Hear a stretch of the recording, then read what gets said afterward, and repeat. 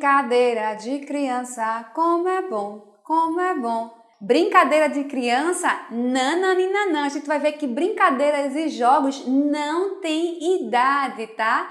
Para quem não me conhece ou para quem esqueceu meu nome é Suelen Vanessa, sou professora de Educação Física e estarei com vocês aqui hoje mais uma vez para aprendermos o nosso componente curricular, ok? Nossa unidade temática de hoje é brincadeiras e jogos. Especificamente, nosso tema são jogos populares.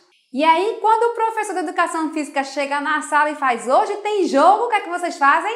Igual a imagem que tá aí, né? Yeah! Só que quando vocês pensam que o jogo é o futebol, vocês estão enganados. A gente vai ver que o jogo, ele necessariamente não é um esporte. O esporte ele pode ser adaptado e tomar uma forma de jogo esportivo. Mas quando o professor fala que hoje é aula de jogo, lembrem, não significa que vai ser futebol, ok? Então, para que a gente possa entender, a gente precisa compreender também a historicidade. Suelen, toda vez que tu coloca a historicidade, o que é isso?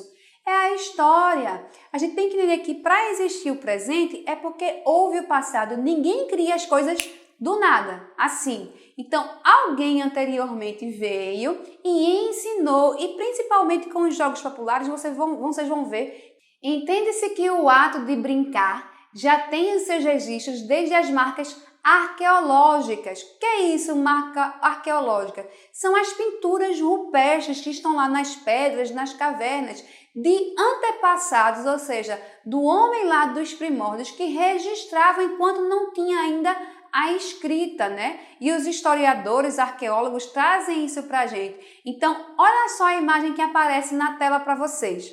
Tá aparecendo aí basicamente uma imagem, se você prestar bem atenção, de 3 pessoas. 2 pessoas estão segurando uma terceira que está no meio. Sabe aquela brincadeira de balancinho? Então, pode ser que essa figura remeta a isso. Alguns achados, justamente como são interpretados, é basicamente isso. Então, tem a interpretação do pessoal lutando, caçando, fazendo dança. Tem também das pessoas brincando naqueles tempos. Os registros revelam que o jogo surgiu no século XVI. Esse jogo é o jogo moderno, tá? Não é o jogo que eu mostrei na imagem anterior para vocês, não. E que os primeiros estudos foram em Roma e na Grécia, com o propósito de ensinar letras. Olha aí o jogo, ele era um meio para ensinar uma outra coisa e não como objetivo final. Hoje a gente já entende o jogo enquanto o objetivo final, que ele traz benefício para a saúde da pessoa, na questão de sociabilização, na questão da emoção, etc. No entanto, as primeiras bonecas foram encontradas no século IX a.C. Veja só, o jogo ele é sistematizado da forma como a gente entende hoje, né, o jogo moderno, em 16, no século 16 pós-Cristo, mas mesmo assim, muito antes disso, séculos antes a isso, já se encontraram bonecas, né, em túmulos de crianças nas ruínas incas no Peru. Os arqueólogos encontraram vários brinquedos infantis. Isso mostra pra gente a importância do jogo e das brincadeiras para a humanidade desde os primórdios. Para também podermos entender melhor ainda, além da historicidade, a gente tem que ter em mente os conceitos, né? Que as coisas também não surgem do nada. Então, o Coletivo de Autores, que é um livro basicamente utilizado na educação física, que traz a seguinte conceituação, que o jogo é uma intervenção do homem, um ato em que a sua intencionalidade, a sua intenção e curiosidade resultam no processo criativo para modificar imaginariamente a realidade e o presente. Se vocês perceberem, tem joguinhos que vocês podem ter brincado tanto na escola como na rua, que cada pessoa recebe um nome, é um personagem naquele momento, né? E aí, isso justamente brinca com a criatividade e a imaginação. O jogo ele é uma atividade ou ocupação voluntária, ninguém está lá obrigado, exercida dentro de certos determinados limites de tempo e espaço, seguindo regras livremente consentidas. Livremente consentidas por quem, Sueli? Pelos participantes daquele jogo, naquela hora, naquela região, naquele local, naquela comunidade, naquele bairro. Falei rápido demais, né? Mas é basicamente isso. As pessoas que estão brincando é que vão decidir quais são as regras. Porém, as regras são obrigatórias, mas eles decidem entre si o que é que vai valer. Para a gente compreender melhor os jogos, a gente vai caracterizar. E a gente precisa saber quais são as características universais dos jogos. Como assim, Sueli, características universais? As características universais é porque tem vários tipos de jogos. E essas características, elas são gerais para todos esses tipos. Então, a primeira coisa é, o jogo, ele possui uma ocupação voluntária. Ninguém vai lá, poxa, eu vou jogar dominó com fulano. Poxa, eu vou jogar dama. Muito pelo contrário, as pessoas vão felizes, então elas vão porque querem, né? São atividades voltadas para o lazer e favorecem as atividades físicas e ou mentais. Lembra que eu falei lá atrás que antigamente era mais utilizado como um meio para se ensinar letras, né? Se ensinar a ler e escrever?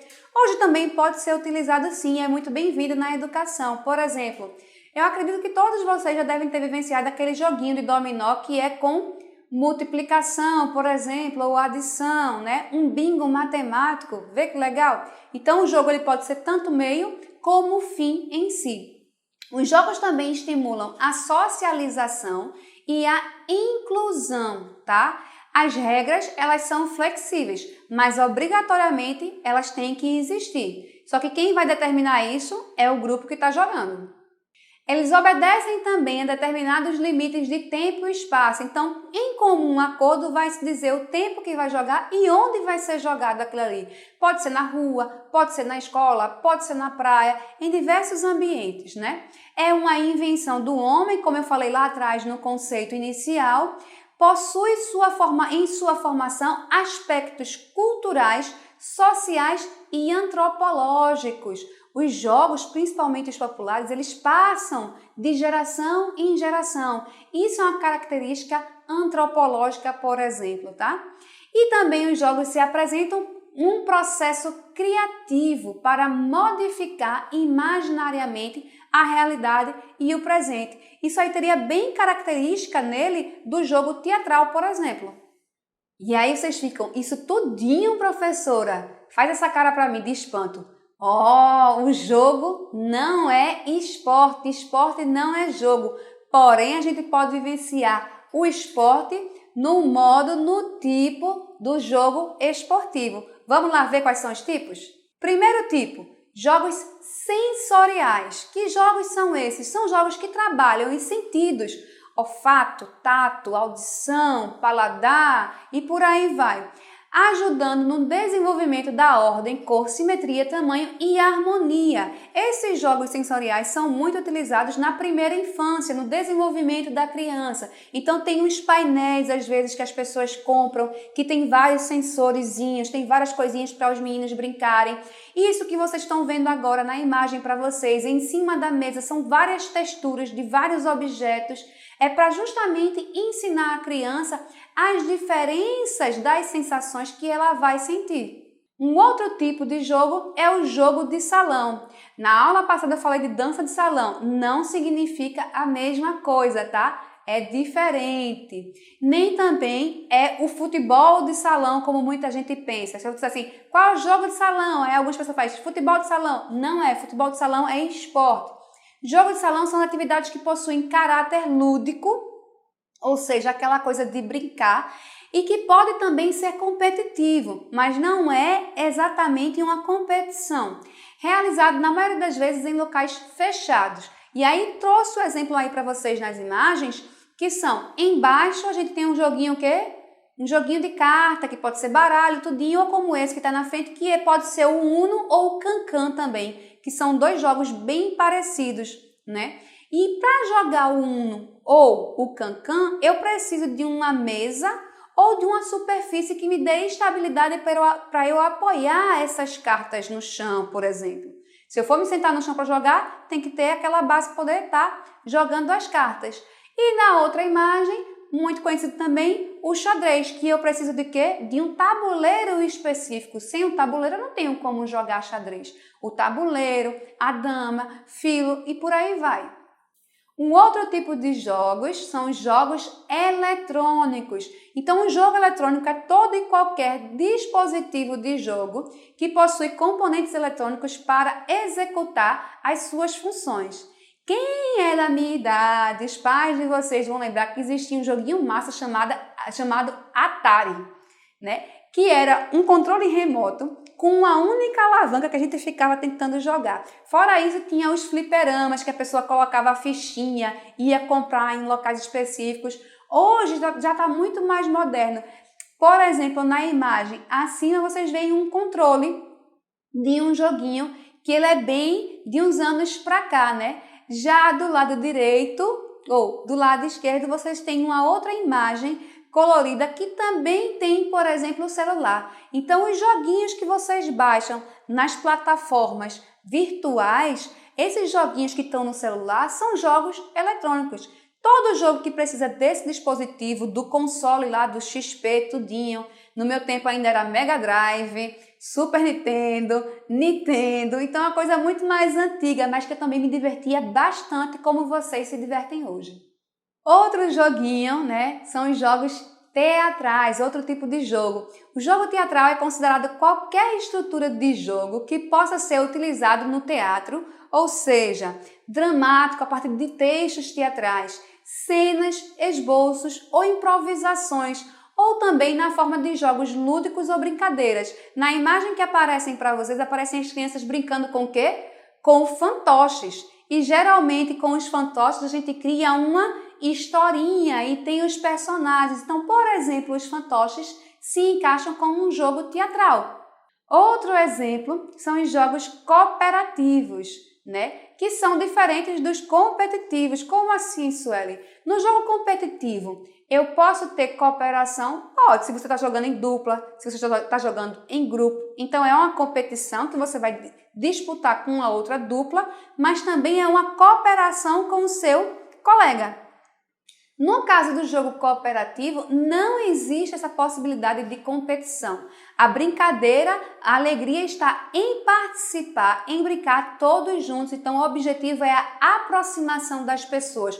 Como você vê aí, um futebolão, né? Uma bola gigantona onde todo mundo está passando de um para o outro, por exemplo.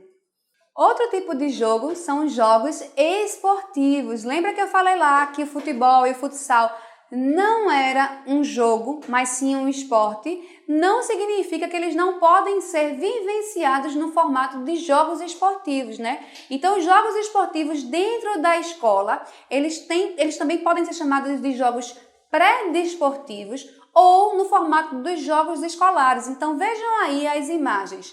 A primeira imagem acima, do lado direito, são de garotas jogando o que seria o handebol. Mas por que é um jogo esportivo, professor, e não o esporte handebol? Porque existem normas específicas, por exemplo, como a questão da vestimenta, o tipo do uniforme, todo mundo padronizado, as regras. E aí, quando a gente traz para a escola, a gente adapta essa situação para a escola. Então, a gente transforma o esporte em jogo esportivo. A outra coisa é que ele precisa ter entretenimento. Além de ter a competição, ele tem que ter muito a parte lúdica. Na segunda imagem abaixo, vocês observam, por exemplo, que não existe uma separação entre meninas e meninas, que normalmente no esporte oficial vai acontecer essa separação, e até mesmo quem tem algum tipo de outra limitação vai poder jogar. Um outro tipo que a gente vai explicar um pouquinho mais detalhado para vocês é justamente o nosso tema da aula, são os jogos populares. E por que vocês acham que eles são chamados por esse nome? Porque muita gente conhece, por quê? Porque em vários locais do mundo se pratica, se brinca, se joga os jogos populares. Em alguns lugares do mundo podem mudar de nome, em alguns lugares podem permanecer com o mesmo nome e terem regras diferentes, e em alguns outros lugares eles podem ser complementares, inclusive. Então, de modo bem amplo, são os jogos que aprendemos com as pessoas mais velhas, ou seja, são jogos que passam de geração em geração. Normalmente, são jogos criativos e motivadores. Na imagem em cima, a gente tem um joguinho chamado Pega-Vareta. né? Se ninguém nunca brincou, dá uma olhada na internet, é bem interessante e você pode construir em casa. Sabe como? Palitinho de churrasco e pinta lá das cores que são necessárias no pega-vareta. Na outra imagem que aparecem para vocês abaixo, por exemplo, tem uma criança que ela está contando e os outros estão, ó, correndo para se esconder. Então, pega se esconder ou se esconder, etc. e tal.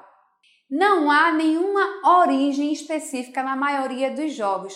Eles nascem da necessidade do homem para jogar, brincar. E eles são espontâneos, criativos, de atividade muito motivadora. Então, sempre que o ser humano, a criança, o adulto, o jovem, enfim, está lá relacionado com o jogo, ele está motivado a participar daquele jogo. Então, por exemplo, para vocês aparecem na imagem um joguinho que é a amarelinha ou academia, como é chamada em outros lugares. A mesma brincadeira, só que com nomes diferentes. E aí pode ser colocado a mão, pode ser colocado o pé. Lá em cima está o número 9, mas tem algumas regiões que colocam o céu lá em cima. E por aí vai. As regras vão sendo criadas pelo grupo que está participando.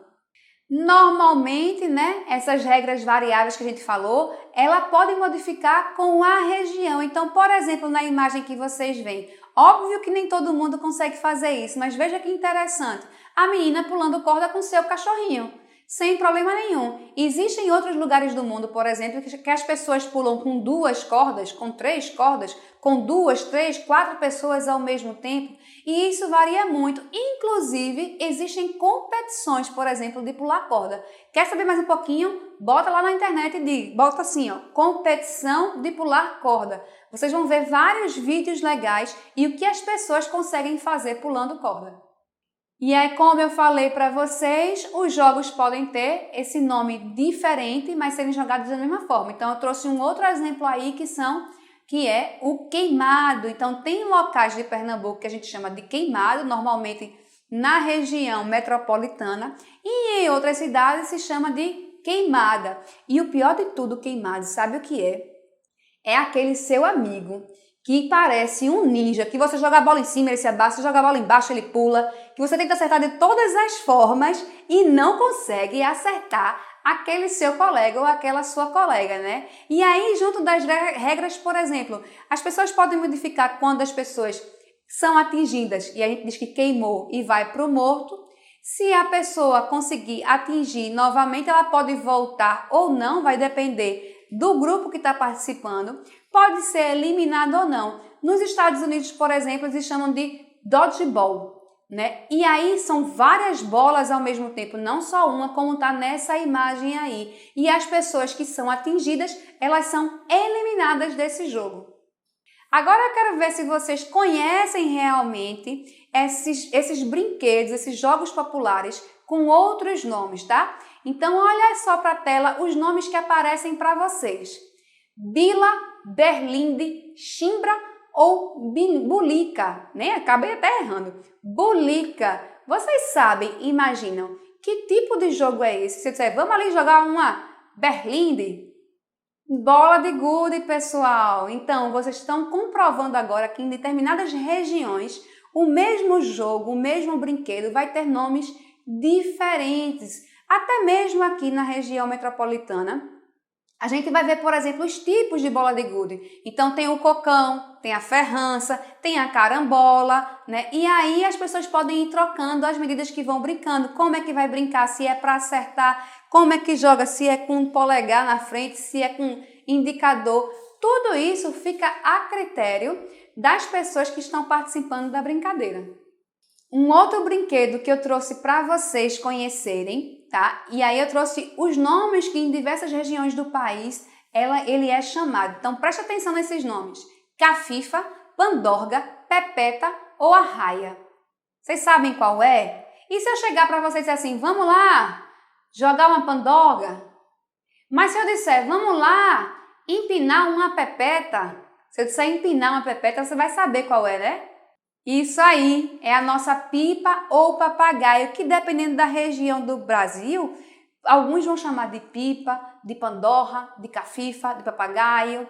A rabada, que a gente chama aqui em Pernambuco, em outros lugares vão chamar de rabiola. Como é que ela é confeccionada, se ela é toda lisa ou se ela tem aquelas escaminhas com o restante. Então, isso aí faz parte da cultura do jogo popular, ou seja, um mesmo joguinho que pode ser praticado de diversas formas em vários lugares. E em outros lugares no mundo, as pipas têm tamanhos e formatos diferentes, até mesmo de formatos de animais. Agora que a gente já aprendeu um pouquinho sobre os jogos populares, vamos aprender a pesquisar também. Por que eu estou trazendo essa pesquisa? Vocês são o 8º ano, então o ano que vem vocês têm o quê? TCF, Trabalho de Conclusão do Ensino Fundamental, né? Então, você vai pesquisar o que seus colegas de sala conhecem sobre jogos populares. Professora, mas eu vou só pesquisar e perguntar e colocar no meu caderno? Não, calma. A gente vai manter mais ou menos um roteiro. Então, a primeira coisa que a gente tem que fazer é o que a gente quer saber. Eu quero saber o que os meus colegas sabem sobre jogos populares, o que eles conhecem de jogos populares. Por que eu quero saber? Porque eu estou com curiosidade, porque a professora pediu não, tá? Bota lá curiosidade, conhecimento, né, para poder pesquisar o conhecimento geral da turma, enfim. Vai lá criar o seu problema, a sua problemática, né? Ou porque você acha que pouca gente sabe diferenciar jogos populares de outros jogos, que pouca gente conhece o que são jogos, enfim. Você vai criar um problema e é esse problema que você vai tentar responder. Terceira coisa, como você vai fazer para saber? Como é que você vai coletar essas informações, certo? E a quarta, mas não menos importante, é o que a gente entendeu com a pesquisa, ou seja, a conclusão, a partir da pesquisa que você fez, a partir da coleta que você teve, ou seja, as informações, as respostas do seu colega. O que é que você entende? Sei lá, por exemplo, você vai pesquisar 6 pessoas, vamos colocar número redondo, 6 pessoas. E aí, dessas 6, 4 pessoas afirmaram que não conheciam que eram jogos populares, por exemplo. Na sua conclusão, você vai colocar tantas pessoas foram pesquisadas, tantas pessoas não conhecem os jogos, tantas pessoas conhecem os jogos. Na minha opinião, para poder melhorar esse conhecimento, poderia ter feito isso, isso e aquilo outro. Então, esse é o fechamento da sua pesquisa, né? É uma coisa simples, pode parecer complexo, mas não é. É fácil e na hora lá que vocês forem anotar, vocês vão ver como é simples. E aí, o que vocês vão fazer? Vocês vão anotar isso no caderno de vocês, tá? Trazendo soluções, propostas de soluções para essa problemática que foi gerada com a pesquisa. Então, olha só na tela o que está apresentando para vocês. É um exemplo de um questionário. Vocês vão ter que digitar isso? Não. Mas vocês podem escrever nesse formato no caderno de vocês, tá? Então, vocês colocam lá, questionário sobre jogos populares, o título em cima, tá? Eu estou dando só um exemplo aí. Depois disso tem pesquisa escolar jogos populares. E aí você coloca o nome do aplicador, que seria você que está entrevistando, tá? A turma do entrevistado, não precisa colocar o nome da pessoa que está sendo entrevistado. E a série, né? A turma e a série que ele está, o ano que ele está. E o gênero, se é menino ou se é menina. Olha só, por que você vai fazer isso? Como eu disse, você vai estar treinando para um possível TCF, tá? E aí no TCF você pode escolher qualquer outro tema, drogas, sexualidade na adolescência, gravidez na adolescência, torcida organizada, violência nos jogos, enfim, tem vários temas que vocês podem pesquisar. E aí você montou o seu roteiro de perguntas. Então, pergunta número 1. Você sabe o que são jogos populares? E aí você vai colocar ao lado a resposta da pessoa. Você vai poder cortar o seu caderno, tá? Faz como se fosse um jogo da velha, uma tabelazinha. A segunda pergunta, quais os jogos populares que você conhece? Se a pessoa não conhecer, você deixa em branco. Você gostaria de vivenciar esses jogos na sala de aula, nas aulas de educação física? E a quarta pergunta, o que você pode aprender com os jogos populares que pode levar para o seu dia a dia? Então, por exemplo, sei lá, na luta a gente aprende o respeito ao próximo, respeito ao professor, hierarquia. E nos jogos populares, quais são os valores que nós aprendemos? Então as pessoas vão te responder e você vai colocar ao lado as respostas. Professora, mas a gente está em quarentena, a gente não pode sair de casa.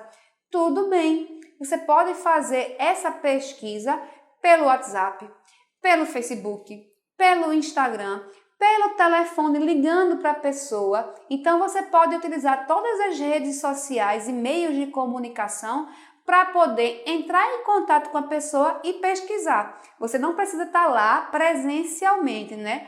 E se fosse na escola, professora? Você poderia fazer esse questionário em uns papéis específicos, entregar à pessoa, ela responder e te devolver.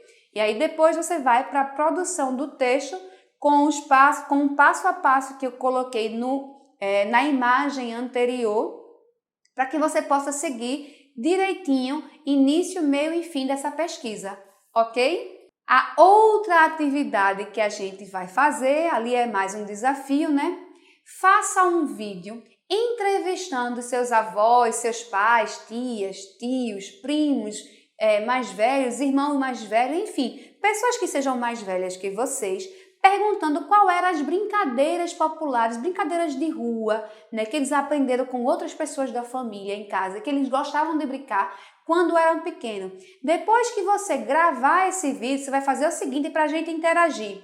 Você vai postar na sua rede social, ou no Facebook, ou no Instagram, tá? E vai marcar lá o perfil do EducaPE. Então, coloca o vídeo no Instagram, marca @educa_PE, tá? E também, se quiser, pode me marcar, que eu vou gostar muito de interagir com vocês. O meu perfil no Instagram é @Suelen, com 2 L's, WA, Suelen Vanessa, ok? Espero que vocês tenham gostado. Até a próxima aula.